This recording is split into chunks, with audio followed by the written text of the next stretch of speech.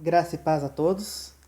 A palavra do Senhor, ela nos ensina no Evangelho de Mateus, capítulo 4, a partir do primeiro verso até o verso 11, com o registro famoso da tentação de Jesus, algumas lições e posturas a qual certamente podemos nos espelhar em nosso mestre, que muito nos são válidas para ajudar nas nossas tentações hoje, para entendermos um pouco mais sobre como é a estratégia de Satanás, como que ele tenta seduzir nosso coração, seduzir o nosso entendimento para a mentira, para o engano, para nos afastar da vontade de Deus, para nos afastar do cumprimento dos seus ternos propósitos. E é isso que eu queria brevemente ver com vocês. Assim nos diz o texto. A seguir foi Jesus levado pelo Espírito ao deserto para ser tentado pelo diabo. E depois de jejuar 40 dias e 40 noites, teve fome. Então o tentador, aproximando-se, lhe disse: Se és filho de Deus, manda que estas pedras se transformem em pães. Jesus, porém, respondeu: Está escrito: Não só de pão viverá o homem, mas de toda a palavra que procede da boca de Deus. Então o diabo o levou à cidade santa, colocou-o sobre o pináculo do templo e lhe disse: Se és filho de Deus, atira-te para baixo, porque está escrito: Aos seus anjos ordenarás a teu respeito que te guardem, e eles te sustentarão nas mãos, para não tropeçares em alguma pedra. Respondeu-lhe Jesus: Também está escrito: Não tentarás o Senhor teu Deus. Levou-o ainda o diabo a um monte muito alto, mostrou-lhe todos os reinos do mundo e a glória deles, e lhes disse: Tudo isto te darei, se prostrados me adorardes. Então Jesus lhe ordenou: Retira-te, Satanás, porque está escrito: Ao Senhor teu Deus adorarás, e só a ele darás culto. Com isso o deixou o diabo, e eis que vieram os anjos e o serviram. Esta passagem ela pode ser comparada ao período que o povo de Deus passou no deserto. É evidente em muitos pontos do Evangelho o quanto Jesus ele comprova a sua humanidade perfeita. Como assim? Ele se coloca na posição de humano, de humano, ele se encarna como humano, sujeito às mesmas vulnerabilidades, às mesmas limitações físicas que qualquer homem, mas ele mostra uma conduta exemplar e perfeita, diferente das demonstradas no passado. Paulo deixa isso de maneira muito clara ao constantemente comparar a obra de Cristo, o Filho do Homem, com a obra de Adão, né, o primeiro homem, pela qual, né, resumidamente, através do primeiro homem entrou o pecado no mundo, e é o Filho do Homem que tira o pecado do mundo. E agora, mais uma vez, ele mostra a sua humanidade perfeita e exemplar quando, de semelhante modo, o povo de Israel passou pelo deserto. Isso foi uma etapa importante da formação do povo, onde mais do que nunca eles tinham visto os sinais poderosos da mão de Deus, eles viram realmente a grande atuação do Deus da promessa, do Deus de Abraão diante dos seus olhos de maneira indubitável, e ali seria o período para eles consolidarem a sua obediência, o seu temor e a sua devoção.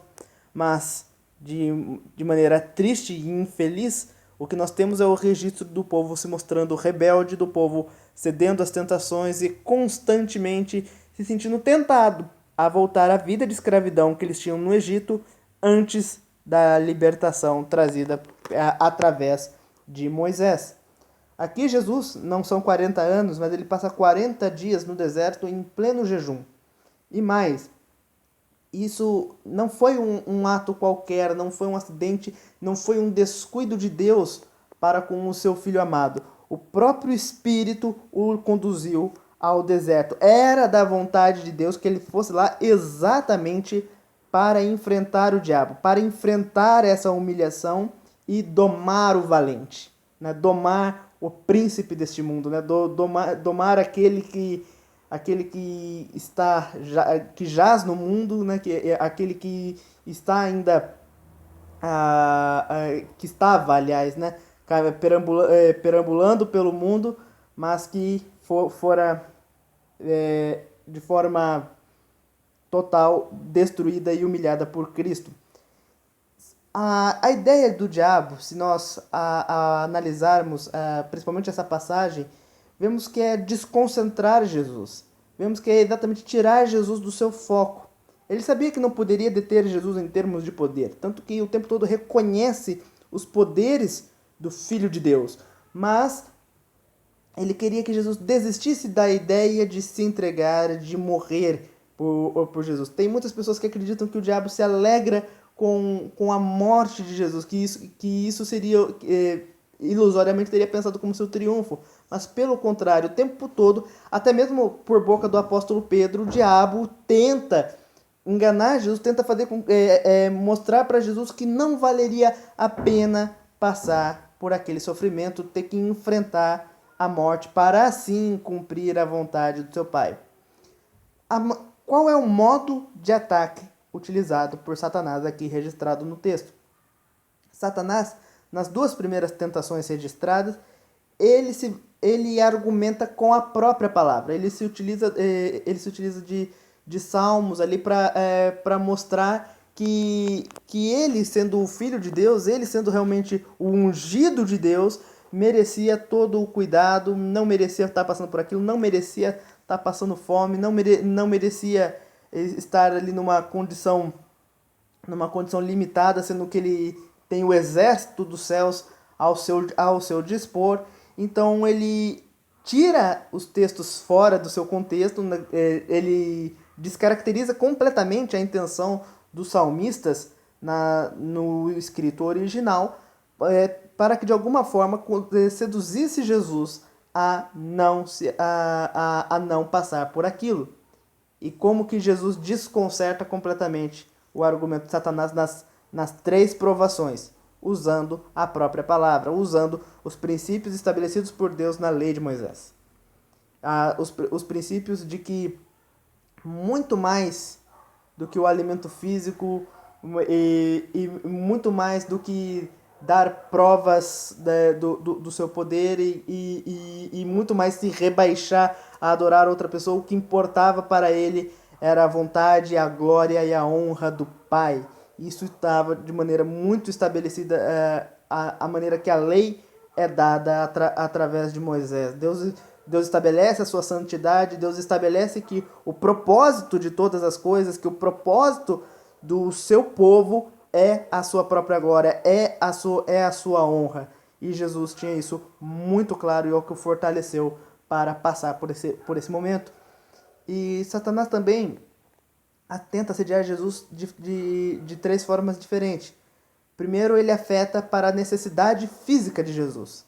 Ele apela para o fato de que Jesus estava faminto. Jesus estava 40 dias sem comer. Jesus ele era filho de Deus, ele era filho de Deus, mas ele era 100% homem também naquela ocasião. Ele se encarnou, ele se fez homem, ele passou fome, ele passou necessidade, ele queria comer de fato.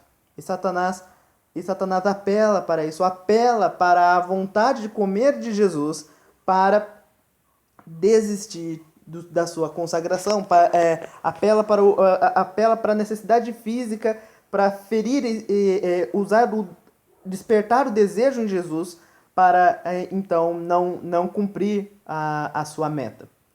A segunda forma, quando ele leva Jesus ao pináculo do templo e sugere que ele se jogue para que um anjo possa resgatá-lo, aqui ele está ferindo diretamente a capacidade de Jesus. É quase como quando alguém diz pra gente, eu duvido que você consegue fazer isso. Por que você não diz que é bom em fazer isso? Vai lá, faz então que eu quero ver. Ele apela para o orgulho de Jesus, para a capacidade de Jesus. Que Jesus não nega que ele realmente podia chamar os anjos. Mas, e como que ele responde? Olha, a palavra também diz que Deus não pode ser tentado. Não tentarás o Senhor teu Deus. Não é você que deve me colocar à prova para falar o que eu devo ou o que eu não devo fazer. Palavra essa que muitos parecem fechar os olhos no dia de hoje. E por fim, a última cartada e a mais fracassada de Satanás, ele apresenta o mundo e fala: olha, eu posso te dar o mundo, eu posso passar o controle de todos os dos reinos da terra que realmente jazem no pecado, que jazem nas trevas, né, jazem sobre seu domínio. Satanás poderia entregar isso para Cristo, mas Cristo não se recusa, porque jamais ele feriria o seu próprio princípio de não adorar a outro Deus, e até porque nem nada Satanás teria se também Deus não permitisse que ele possuísse, né? A própria queda é uma permissão divina. O pecado no mundo não é algo fora do controle de Deus. Então, Satanás ele oferece para Jesus poder, ele oferece para Jesus uma forma de ganhar o mundo, de ganhar seguidores, de ganhar popularidade, entre aspas, cumprir a sua missão sem ter que se sacrificar. É isso que Satanás está oferecendo, mas não era isso que o Pai desejava, não era essa a vontade do Pai para o seu filho. Ele deixa isso claro, ele não deixa que essa falsa proposta o seduzisse e o enganasse, e reafirma que apenas há somente um Deus digno de toda a honra, toda a glória e toda a devoção. E se nós considerássemos esses princípios estabelecidos pelo próprio Cristo, né, de que a vontade do Pai é mais importante do que até mesmo do que as nossas necessidades, de que a vontade do Pai é muito mais importante do que o nosso orgulho, e de que a vontade de Deus é muito mais importante do que poder e os caminhos mais fáceis da vida.